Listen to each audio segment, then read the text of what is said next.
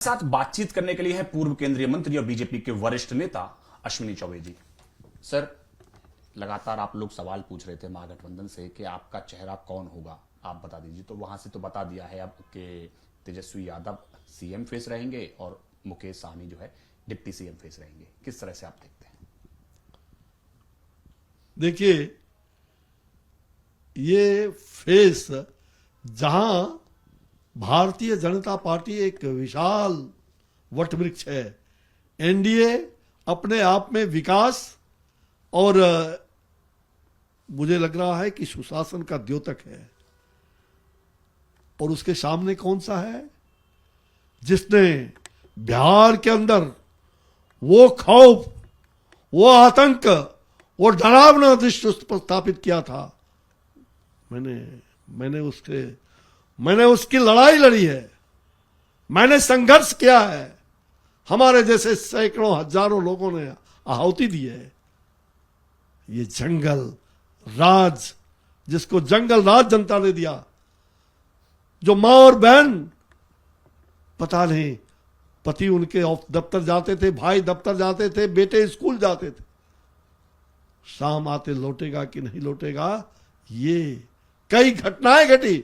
और मुझे वह भी ध्यान है जब मेरे ही चुनाव सभा क्षेत्र में भागलपुर अंतिम और पहली अटल बिहारी वाजपेयी, श्रद्धेय अटल बिहारी वाजपेयी जी का वहां चुनावी भाषण का पहला और अंतिम था। उसके बाद देश में वो कहीं नहीं निकले, और उन्होंने उस मंच पर उस समय कहा था, उस समय बहुत बड़ा मुजफ्फरपुर का एक बच्चे का कांड जिसकी हत्या कर दी गई थी अपहरण करके, वो अटल जी ने एक वाक्य कहा था कि कोई मेरा किसले तो लौटा दे, और उस पर यह राजद शासन का अंत हो गया था। उसी दिन उस मंच पर नीतीश कुमार जी थे, और अटल जी ने कहा, नीतीश जी बागडोर संभालो। मुख्यमंत्री नीतीश कुमार जी ने उसी दिन एक तरह से कह लीजिए कि अटल जी का आशीर्वाद ग्रहण कर लिया था, और उन्होंने उस खौफ, उस बेबसी, उस जंगल राज को निकाल करके हम सब लोगों ने संघर्ष करके, और जेपी सैनानी से लेकर के भाजपा और एनडीए का सुशासन देने का काम किया है। तो निश्चित रूप से वो जेपी सैनानी, हमें गर्व है कि एक जेपी सैनानी के नाम को कलंकित करने वाला, जो देश का सबसे बड़ा भ्रष्टाचारी, जो जिस कांग्रेस के खिलाफ जिसने लोकतंत्र की हत्या किया था, जिसने आपातकाल लगा करके, आज 50वां वर्ष हो रहा है आपातकाल का, अर्ध शताब्दी आपातकाल का 50वां काला वर्ष कभी न भूलेगा भारतवर्ष, कभी न भूलेगा भारतवर्ष। ऐसे आपातकाल के खौफ पैदा करने वाले, जिसने आतंक, और उस आतंक की साया में वो डूब गए, ऐसे लोग जिन्होंने लोकतंत्र और संविधान को बदलने का काम किया, उसको तोड़ने और मरोड़ने का काम किया, उस संविधान को पूरी तरह से नष्ट नाबूद किया। बिहार की जनता और देश की जनता ऐसे कांग्रेस के गोद में बैठ करके ये राजद का, ये भ्रष्टाचारी, ये आतंक का माहौल फिर से दरवाजे के ऊपर दस्तक देने के लिए खड़ी है। क्या बिहार के लोग भूल गए हैं? क्या बिहार के लोग उस भयावह दृश्य को भूल सकते हैं? इसलिए ये जो मुख्यमंत्री का घोषणा महाठगबंधन का है, आप कान खोल करके सुन लीजिए और लिख लीजिए कि ऐसे ऐसे कालनेमी को बिहार के, और रणचंडी बन करके ऐसे रक्तबीज, कोई उधर गिरा कोई इधर गिरा, ऐसे रक्तबीज को एक ही मूल मंत्र वो मूल मंत्र ओम ऐं ह्रीं क्लीं चामुंडाय विच्चे, इसी बीज मंत्र से उस कालनेमी ऐसे रक्त बीज का वध होगा, और ऐसे लोग बिहार की जनता ठीक करना जानती है। आगामी 6 नवंबर और 12 नवंबर को भारी मतदान के माध्यम से लोकतंत्र को पूरी तरह से शक्ति दे करके, और जेपी का सपना नया बिहार हो, अपना नया सवेरा होगा, एक नया सुशासन जो हमने कायम किया है, उस सुशासन का फिर से बिहार में कोई कुशासन नहीं होगा, सुशासन होगा। लेकिन एक तरफ वहां से चेहरे का जब घोषणा कर दी, लेकिन लगातार विपक्ष जो है, तेजस्वी यादव हों, अशोक गहलोत भी कल प्रेस कॉन्फ्रेंस कर रहे थे, कह रहे थे कि हमने तो कर दी, एनडीए का चेहरा कौन है। मुझे लगता है वो लगातार टारगेट कर रहे हैं कि नीतीश कुमार के साथ ऐसा ना हो जैसे महाराष्ट्र में हुआ। भाई देखो, ये आपको मालूम होना चाहिए, पिछले बार भी जो हम कहते हैं वो करते हैं, ये हमारी क्रेडिबिलिटी है। अटल जी ने उस समय नीतीश जी को मुख्यमंत्री का घोषणा किया था और चुनाव के बाद हमने 2005 में किसको बैठाया? नीतीश जी को बैठाया। 10 में उनको बैठाया। 20 साल से बीच के कुछ एक आध दिन का, कुछ महीनों का कालखंड, वो भले ही जिसको हम कह सकते हैं कि कुछ ऐसे लोगों ने दिग्भ्रमित करने का काम किया था, लेकिन नीतीश जी भ्रष्टाचारियों के साथ कभी तालमेल नहीं कर सकते थे और उन्होंने जनता से, पूरी जनता के सामने उन्होंने घोषित करके कहा कि मैं जहां हूं वहीं रहूंगा। और नीतीश जी के सामने ये लोग जिनके डीएनए में ही भ्रष्टाचार, वो खौफ, वो तांडव नृत्य, जिसके डीएनए में ही वो विष है, वो नाक का फन है, ऐसे नाक के फन को जो डसने का काम करती रही है, कभी भी ऐसे लोगों को बिहार की जनता स्वीकार नहीं करेगी। ये मुंगेरी लाल का हसीन सपना ही बन करके रहेगा। और जो जिस चेहरे पर हम चुनाव लड़ रहे हैं, आदरणीय प्रधानमंत्री नरेंद्र भाई मोदी जी, जो बार बार हमारे शीर्षस्थ नेत्री नीतीश कुमार जी की भूरी भूरी प्रशंसा करते हैं, कर्पूरी जी भी करते थे, आज उन्हीं कर्पूरी ठाकुर जी के गांव में आज वो जा रहे हैं पहले नमन करने भारत रत्न को।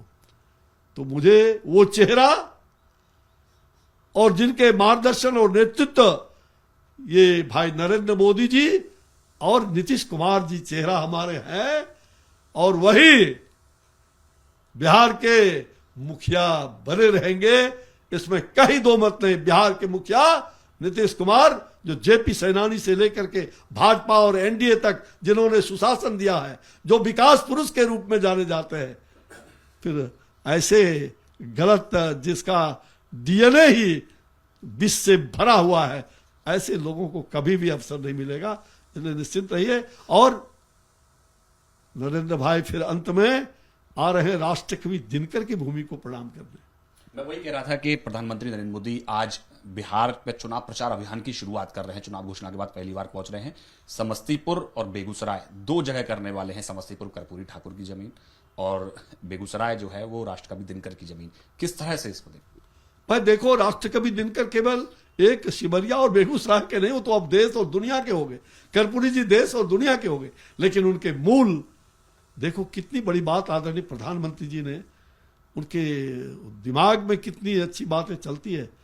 उन्होंने उस गरीब के बेटा कर्पूरी ठाकुर जी, उस किसान के बेटा दिनकर जी, जिसने देश को सब कुछ दिया, आज उनके भूमि पर जाकर के उनको नमन करके कि बिहार को फिर से सुशासन चाहिए, बिहार को फिर से वो डरावना राज नहीं, वो भय और आतंक का राज नहीं, बिहार को जिस जंगल राज से जिसने मुक्ति दिलाया, हम सारे लोगों ने उस जंगल राज से लड़ाई लड़ा है, गर्म सला के इस शरीर ने भोगा है। हमने, हमारे जैसे सैकड़ों हजारों लोगों ने वो आपातकाल की कोठरी को देखा है। आज 50 साल आपातकाल के हो रहे हैं। आपातकाल का 50वां काला वर्ष कभी न भूलेगा भारतवर्ष। ये लोकतंत्र के हत्यारे, ये संविधान को जिसने पूरी तरह से संविधान की हत्या करने का प्रयास किया, प्रयास ही नहीं किया, संविधान को बदला, संविधान को तोड़ा और बड़ोड़ा। आपातकाल के दौरान देश कभी ऐसे गंदे लोगों को, जो लोकतंत्र के दुश्मन हैं और जो संविधान को, जिसने, जो संविधान का किताब, नकली किताब लेके घूमते हैं, बाबा भीमराव अंबेडकर को जिसने, जिसके खानदान ने उन्हें संसद के अंदर जाने देने का काम नहीं किया था, वो काम पंडित श्यामा प्रसाद मुखर्जी ने किया था। और इसलिए आज पूरा देश इस बात को जानता है, पूरी दुनिया जानती है कि लोकतंत्र के हत्यारे को कभी भी, इन्हें फांसी दो, जनता इन्हें फांसी के तख्ते पर लटकाएगी, बिहार में 14 तारीख को आप देख लीजिएगा, ये कांग्रेस के गोद में, ये राजद का, ये जेपी आंदोलन का एक भ्रष्टाचारी जिसने जेपी की आत्मा पर ठेस पहुंचाने का काम किया, ऐसे कलंकित लोगों को, जिसके डीएनए में ही उसके पूरे वंशवाद को बिहार कभी भी कबूल नहीं करेगा, और ऐसे वंशवादियों को, भ्रष्टाचारियों को, जिसके रग रग में, डीएनए में वो विष का, नाक का वो फन है, ऐसे लोगों को बिहार उस भयावह दृश्य को फिर बिहार नहीं लाना चाहेगी। इसलिए मुंगेरी लाल का ये हसीन सपना ही रहेगा। और मैं अंत में राष्ट्र कवि दिनकर का, मैं बिहार वासियों को, जो जिस दिनकर ने पूरे देश में, जिसने जेपी को भी अंतिम में उन्होंने रश्मि रथी का कविता कहते हुए, और कहां पर, तो बालाजी तिरुपति में रश्मि रथी की कविता कह के, और वहीं उनका रात में अंत हो जाता है, और कहा मेरी शेष जवानी, मेरी शेष उम्र जेपी को लग जाए, जो चेन्नई में इलाज कर रहे थे, उनको देखने गए थे। और उनकी वो कविता को मैं आप बिहार वासियों को, देशवासियों को याद कराना चाहूंगा। समर शेष है, समर शेष है, नहीं पाप का भागी केवल ब्याज, समर शेष है, नहीं पाप का भागी केवल ब्याज, जो तटस्थ है, जो तटस्थ है, समय लिखेगा उसका भी अपराध, उसका भी अपराध। आज राष्ट्र कवि दिनकर को नमन करने जा रहे हैं भारत के प्रधानमंत्री नरेंद्र भाई मोदी जी। इसलिए सामने दिनकर जी की बात को सुनकर तटस्थ मत रहना।